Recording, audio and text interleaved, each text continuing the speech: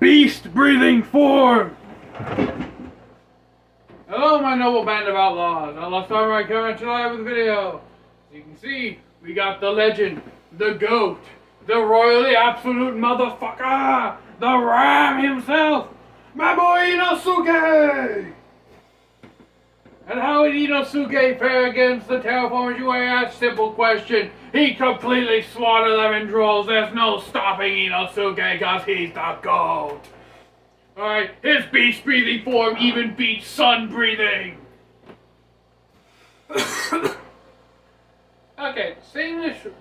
Shameless self-rant about my favorite character over. Let's actually get into Inosuke and his beast-breathing form.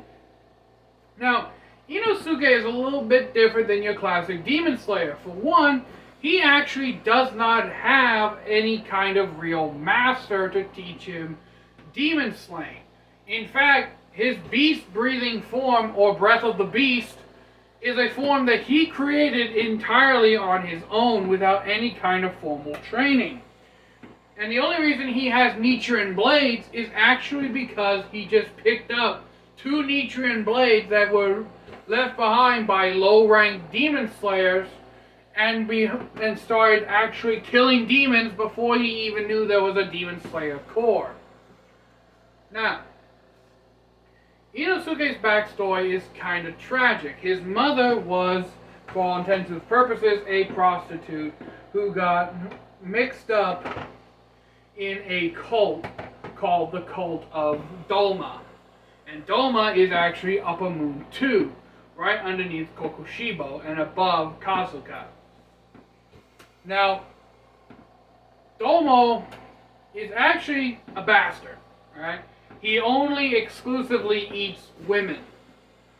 And I don't mean in that kind of way. I mean he literally only eats the flesh of women in the show. Inosuke's mother found out about Doma and tried to flee and run, causing her to throw Inosuke into a river from a cliffside in order to save him from Doma. However, Inosuke, being the savage that he is, remembers that day through flashbacks that he sees when he's about to be killed by the spider demon,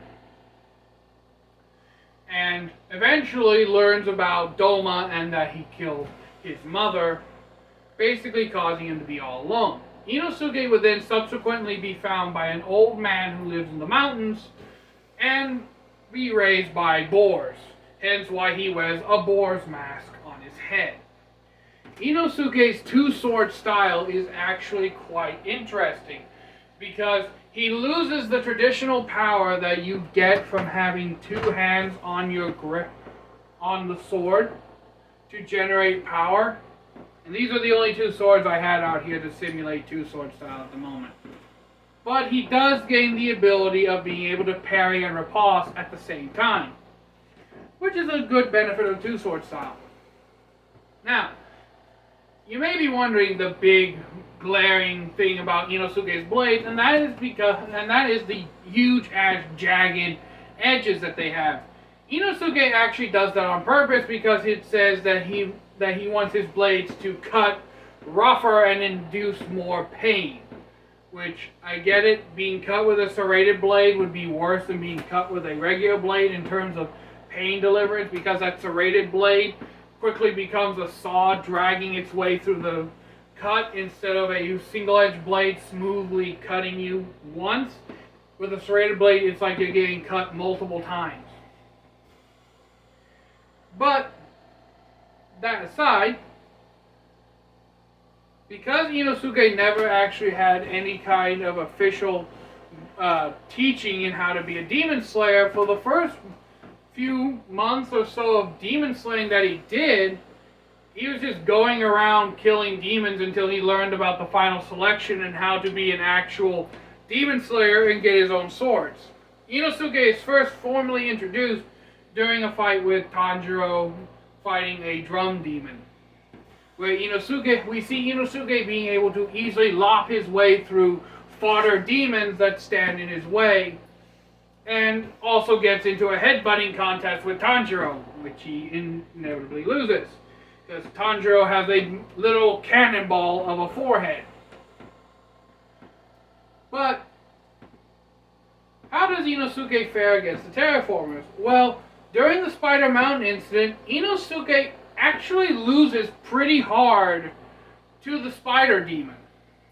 I mean, let's be honest, all three of them were getting their asses kicked on that mountain. But Inosuke actually almost fully dies.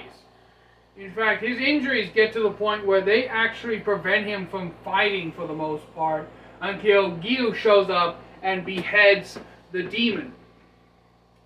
Now, like we had to do with Inosuke, we actually have to fast forward for Inosuke's max power near the end. Now, Inosuke has incredible flexibility and is able to dodge a lot of attacks. So, during the Mugen Train incident, and you're probably wondering why I didn't bring up the Mugen Train incident with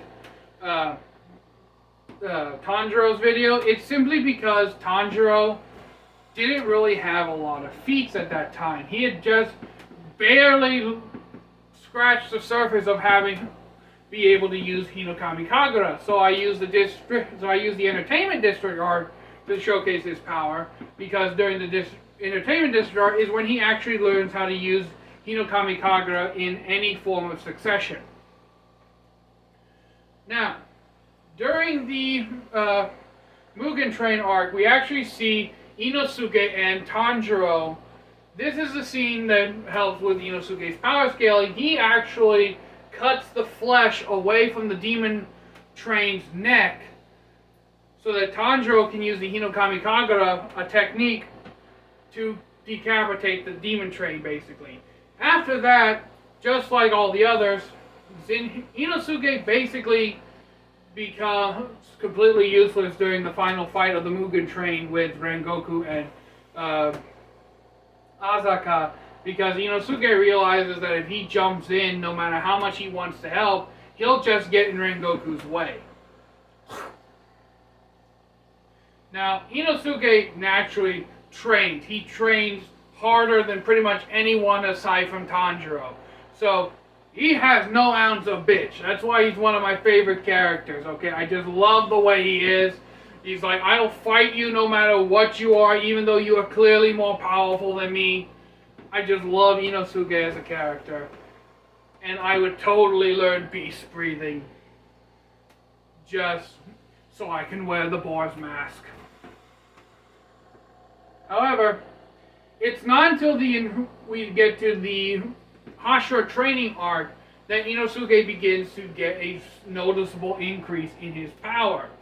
Especially since he's training under the Rock Hashira, the most powerful Hashira of them all at the current time, Gyomei.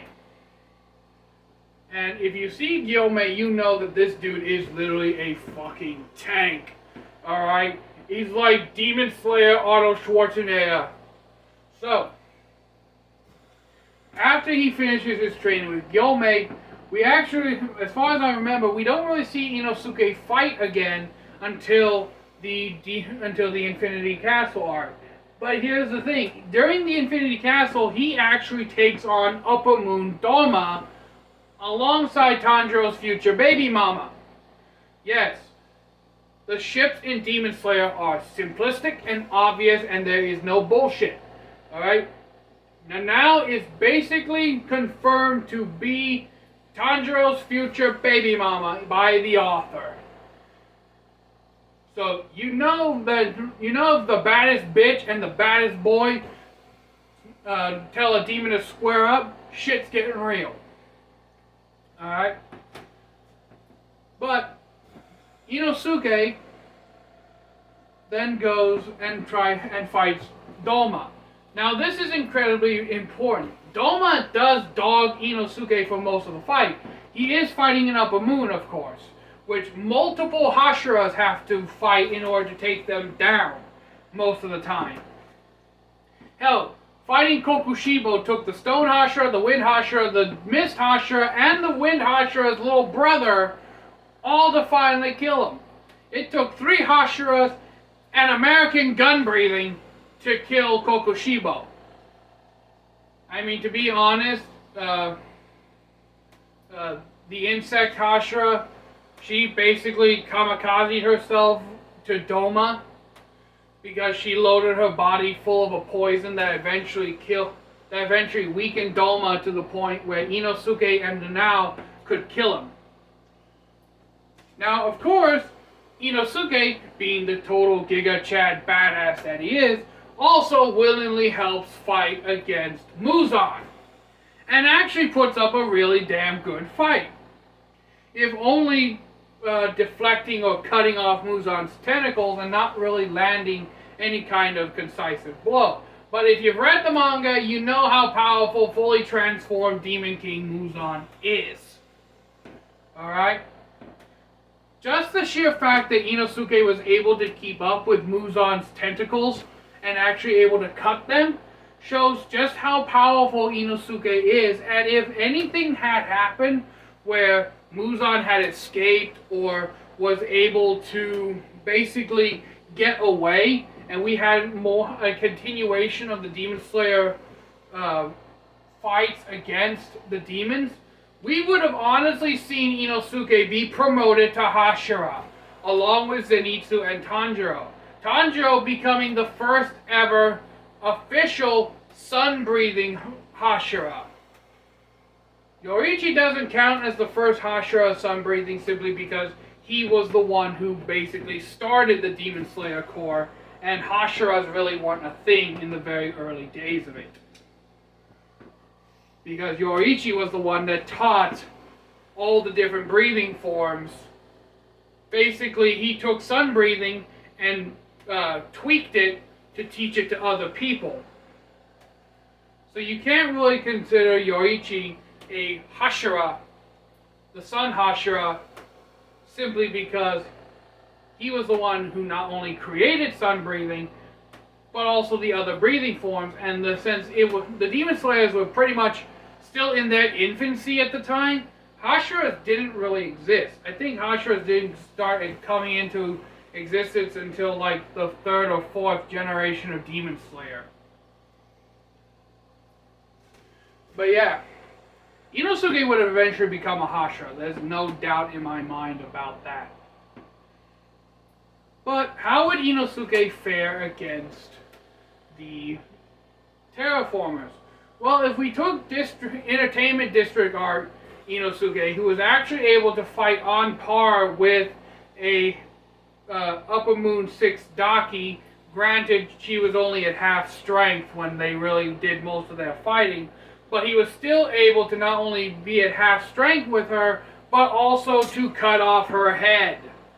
Yes, Inosuke was able to cut off the head of an Upper Moon 6. Even though it didn't kill her, that's a feat of its own. So, Inosuke at the Entertainment District arc, I want to say would be able to take on maybe not as many terraformers as Tanjiro, but I want to say at least he'd be able to take on 70 to 80 terraformers during the Entertainment District arc at a time. Pretty much at once, before he would really start to get signs of fatigue. Inosuke at the very end of Demon Slayer, after defeating Doma, would easily be able to reach into the same levels as Tanjiro. And if we do a quick little thing here, Tanjiro at the very end of Demon Slayer, if he had to fight, like I said, would be able to solo at least 300 of these terraformers on his own. So, if we take Hashira Inosuke and put him in that same ballpark, I want to say Inosuke at the very end of Demon Slayer would be able to solo about 120 to 200 terraformers on his own. Especially since we know how hard Inosuke trains, so if Demon Slayer had continued and Inosuke became an official Hashira, yeah, that would have been a scary-ass thing to have to deal with. If you're Muzan, you'd be shitting yourself. Just imagine this dude with a boar head show up, and it's like, I have come to kill you, Kibosuke Muzan. But in any case, That's basically Inosuke versus the terraformers. Overall, I think that the Demon Slayer verse does have very competent swordsmen, but here's the deal. You pretty much can't be anything less than a Hashira in order to fight the terraformers if you're a Demon Slayer swordsman. And I know what you're thinking. Outlaw, what about all these other Hashiras that you keep talking about? Well, I'm going to make a pretty much brief rundown video of all the other Hashiras and how many terraformers I think they could do, simply because that would be a lot of videos and I don't have the time to make a lot of video like that. Alright? So I'll pretty much condense the other Hashiras into like a 20-minute rant. So until next time, my noble band of outlaw samurai tells all y'all, be crazy rednecks, be safe and use your weapons. I'm out, peace, and I have a lot of fucking editing to do.